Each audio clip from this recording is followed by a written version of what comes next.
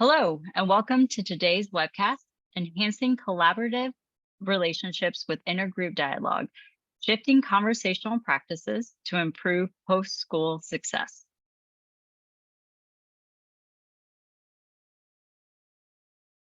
First, I would like to introduce myself.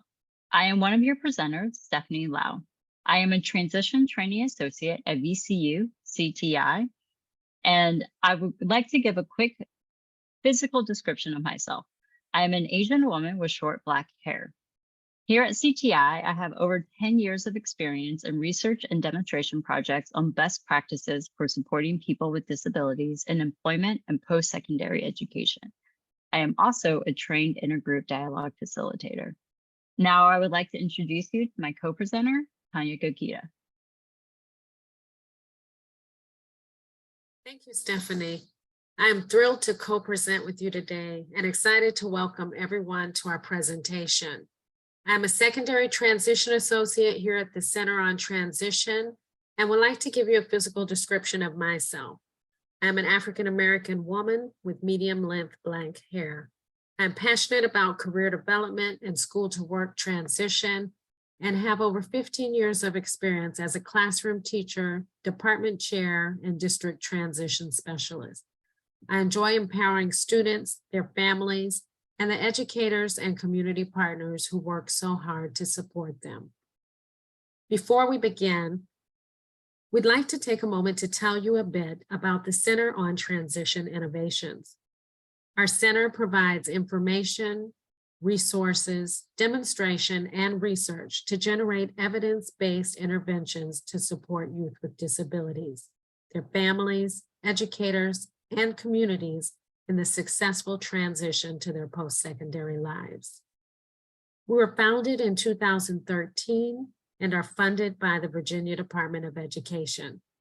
Our mission and work is captured within our statewide portal of transition resources, including courses, webcasts, videos, and publications on effective transition practices. We put research to practice through our innovative demonstration projects, whether it is a model of school-to-work transition in our Starter on Success or Project Search initiatives, or person-centered assessment with our Discovering Me process. Everything that we do is with the goal of increased outcomes for students in every aspect of their lives. Today, we are happy to share with you practices about how to enhance collaborative relationships with intergroup dialogue. We have 4 primary objectives for today's webcast.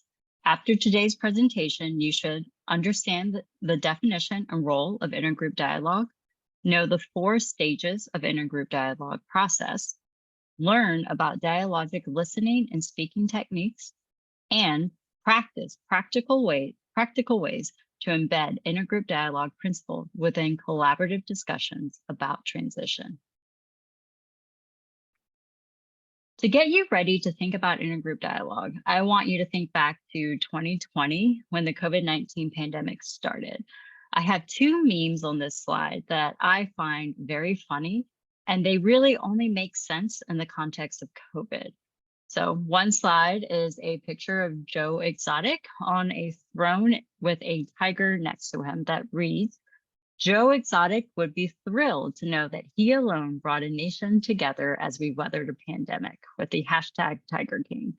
And another meme that is a screen capture of a tweet that says, "Just imagine your 2019 self trying to make sense of this tweet," that reads, "Wordle is the sourdough starter of Omicron." So I want you to think about your own experience during 2020 and 2021. Did you start a pandemic hobby? My husband started gardening. I taught myself how to embroider, and I played a lot of Wordle. And like many people, we also binge watched Tiger King on Netflix. So the reason I want to start today's webcast with this slide is to demonstrate that though we have differences and different experiences, we all also have shared experiences that can unite us. So what is intergroup dialogue? On this slide, we have a quote from Martin Luther King Jr., which reads, "People fail to get along because they fear each other. They fear each other because they don't know each other. They don't know each other because they have not communicated with each other." Intergroup dialogue's goal is to get people out of their isolated lanes and to interact with people from different backgrounds and experiences. It is a learning approach that engages participants from two or more social identity groups. Bringing people together with different social identities helps participants to learn about social identities, inequity, and ultimately foster social change through in-depth conversations over a period of time. Through intergroup dialogue, participants gain knowledge about issues, how these issues can affect different groups differently, and reflect on their own social identities. They do this by learning to listen to each other, sharing experiences, reflecting on what they are learning, and asking questions to fully understand differences and commonalities. The value of this approach is that it moves interactions from transactional to dialogic. And by that, I mean interactions become meaningful engagements with people, and they stop becoming interactions that focus only on what someone can do for us. In order to achieve this goal, intergroup dialogue has specific steps that Tonya will now introduce.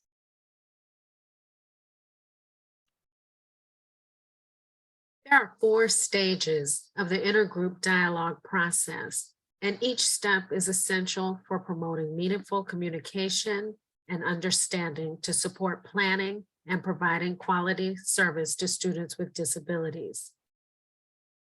Forming and building relationships, exploring differences and commonalities, exploring and dialoguing about hot topics, and action planning and collaboration. We can use these stages to enhance collaboration during the transition planning process and critical discussions about students' post-secondary plans. For example, consider the diversity of stakeholders who come together during the transition planning process. Educators, administrators, counselors, families, students, and community partners may be limited in their experiences and understanding of each other. Perhaps there are preconceived ideas about goals and desired outcomes. These ideas may in turn lead to miscommunication, mistrust, or misunderstanding. Why? Because we are not really communicating with one another as co-equal parties who are engaged in shared decision-making. We may not be working toward a common goal.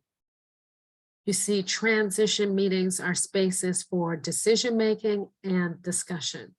They are transactional and they are key contributors to positive outcomes. When we think about conversations around transition planning, it is important that IEP teams consider how they, as school professionals, may be regarded and the possible impact that their own values and beliefs, which include school policies and practices, align or differ with the students and families being served.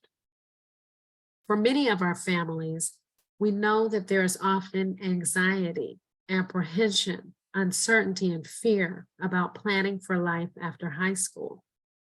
Whether identifying post-secondary plans, considering a work experience in the community, or choosing diploma types or accommodations, everyone brings their experiences to the discussion. And all of these experiences are influenced by perspectives that are uniquely and wonderfully different. When we take time to acknowledge and recognize these differences from the start, we can each listen in a way that values different perspectives and seeks understanding while planning for the future. Over the next few slides, we will discuss the 4 stages of intergroup dialogue and highlight everyday practices that can lead to better transition outcomes.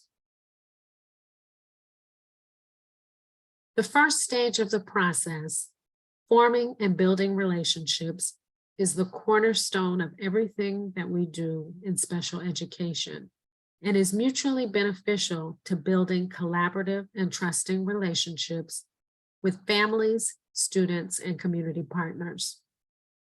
Listed here are a few tips to consider. Engage in dialogue and genuine conversations with an open, non-judgmental mind that welcomes new views and perspectives. You can do this not only by actively listening to others, but also by sharing your own personal experiences. Recognize your own personal and social identities and counter the power dynamic that often exists between all stakeholders, such as schools, students, and families, by seeking understanding, not just agreement. Explore both thoughts and feelings by listening not only to others, but also to yourself and your own reactions. For example, if you're feeling bad or attacked during a meeting, acknowledge and take time to explore that feeling rather than being reactionary. Empathize by sharing your perspectives authentically and truthfully, and take time to get to know the person, not the agency or group they are representing.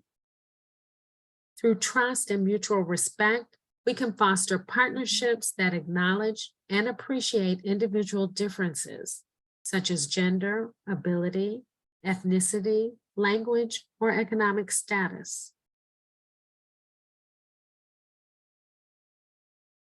The second stage of the intergroup dialogue process offers a framework to identify and explore individual differences and commonalities within and across identity groups.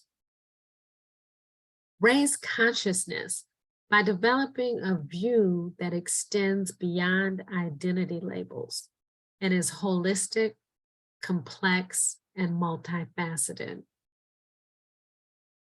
Consider power dynamics and recognize inequalities within students and their families' lived experiences while building everyone's awareness of the roles of identity, power, and privilege. For example, if we think about the power dynamic that exists between schools and families, which also includes students, it is easy to recognize the imbalance that many families and students may feel towards teachers, transition specialists, and administrators who play a significant role in decisions and planning that will determine a student's future outcomes.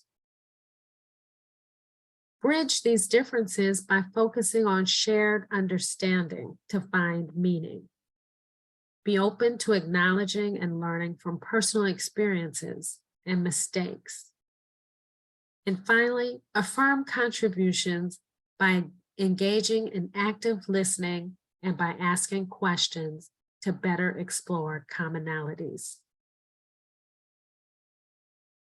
The third stage, exploring and discussing hot topics, can and will be contentious if time is not spent in the previous two stages, building relationships and exploring differences and commonalities.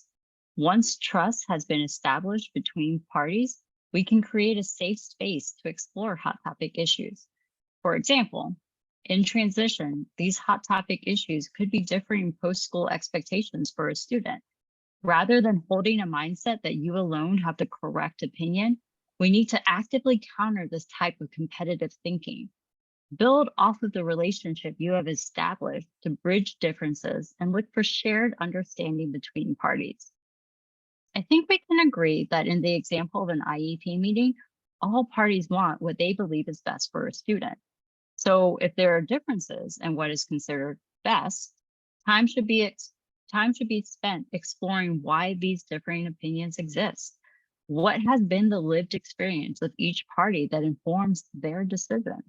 Perhaps the teacher observes the strength the student has that could easily lead to success in employment, but the family remembers the large amount of work that went into securing Social Security benefits for that student, and they don't want to jeopardize them. Rather than villainizing teachers for being out of touch or family members for having low expectations, an in-depth conversation imbued with empathy could lead to constructive resolution by discussing things like benefits counseling and ABLE accounts. Finally, attention should always be paid to ways in which inequitable practices and policies have contributed to these hot topic issues.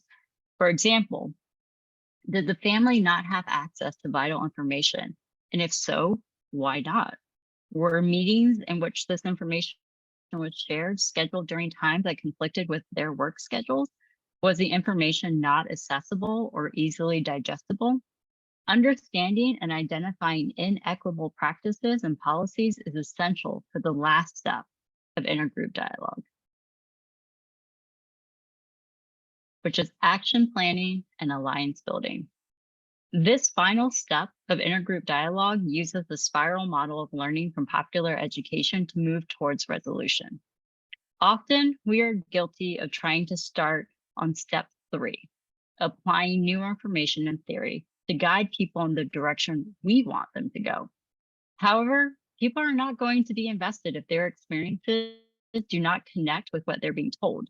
If you have followed the steps of intergroup dialogue, then you have started with 1, sharing experiences and knowledge. 2, identifying patterns or commonalities. So now as a group, you can move through steps 3, 4, and 5 to apply new information, strategize a plan for action, and execute it. In transition planning, using elements of intergroup dialogue, all participants should form an alliance to determine what plan best meets the need of a student. Once that plan is identified, then identify how to support, challenge, and encourage all parties to take action. What individual step needs to be carried out and by whom? This approach is more likely to be successful because hopefully all participants will feel empowered by being part of the process from the very beginning. And just in case, I really want to stress, intergroup dialogue is not debate. It is not about trying to win. It is also not discussion because it's about engaging with people, not ideas. Over the next few slides, Tonya and I will prompt you to think about yourself and your identity and how you bring these attributes with you into interactions, sometimes voluntarily and sometimes involuntarily.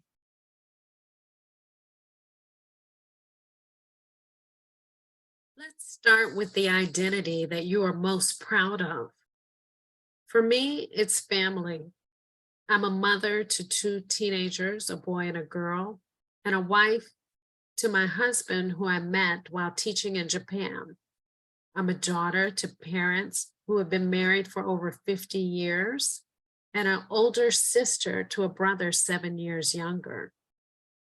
What is the identity that you are most proud of?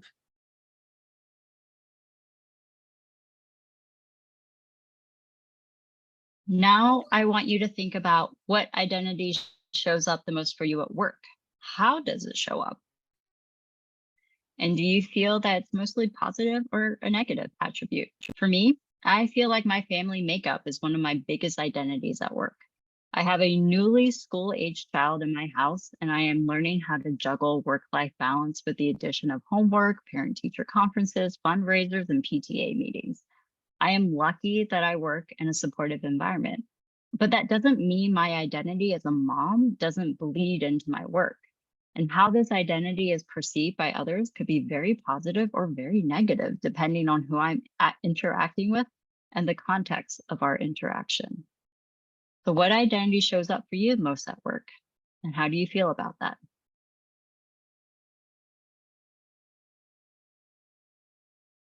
Now, what identity shows up the most when you feel included? For me, it's as a professional. My participation as an associate here at the center, as an educator for over 15 years, and an advocate for students with disabilities and their families. What shows up the most for you?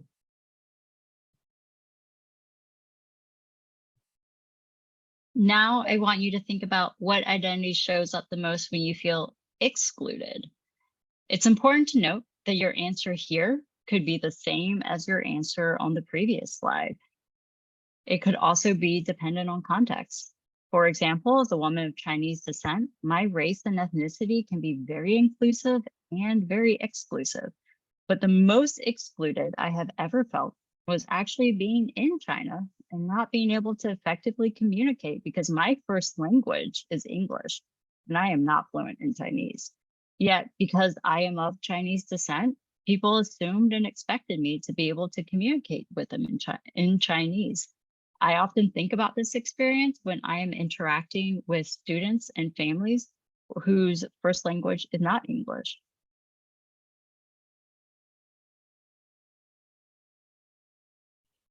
So I hope this exercise made you think about your identities and how they show up in interactions with different people. Our identities are points where our experiences can be similar or different from those we interact with, and we should capitalize on commonalities to build bridges and use the space created by different identities to make room for listening and learning about each other. And if the environment is excluding someone's social identity, how can you change it?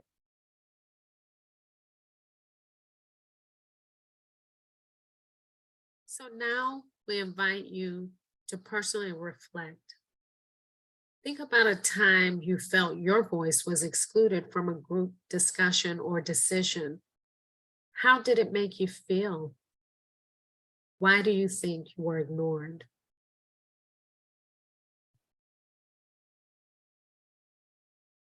As you reflect, think about how you can be intentional and inclusive in preparation for shared collaboration during your transition meetings.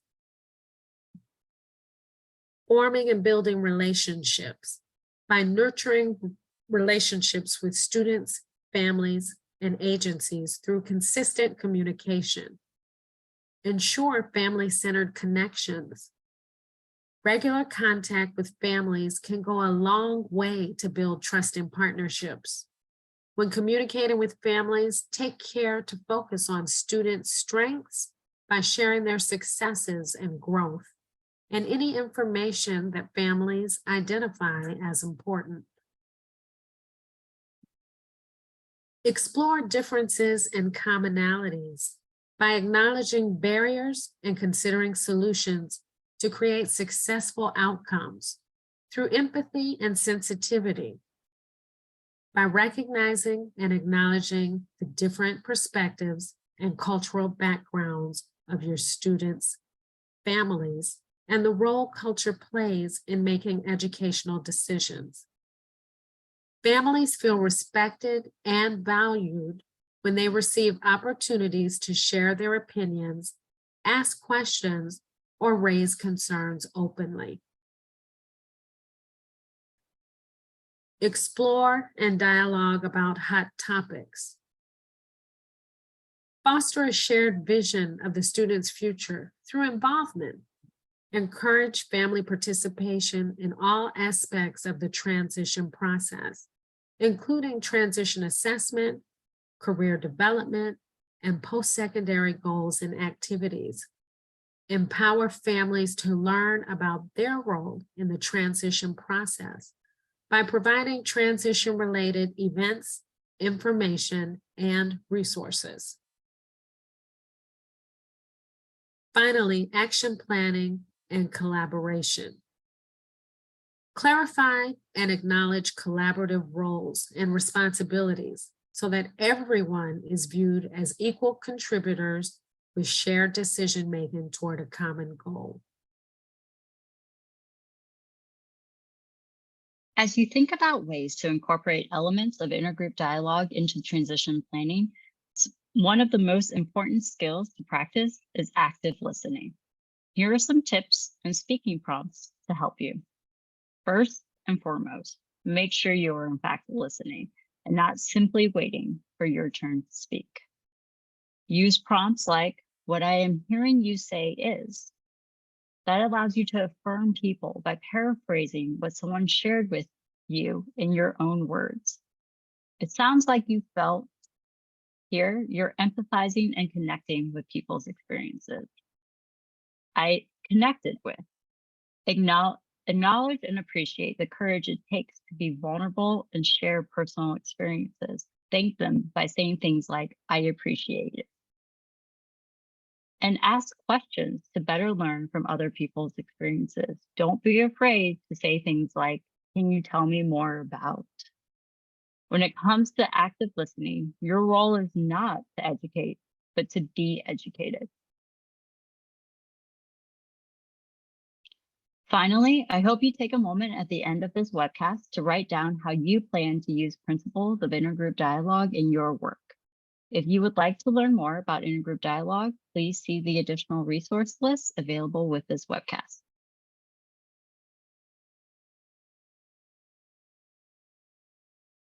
Thank you for joining us today. For more information and to view all of our resources, we invite you to visit our website at centerontransition.org. We also invite you to stay connected with us on our social media. Here you have handles for our Facebook, YouTube, Instagram, and Twitter accounts. Thank you for joining us today. I would also just like to say that today's presentation was funded in part by the Virginia Department of Education.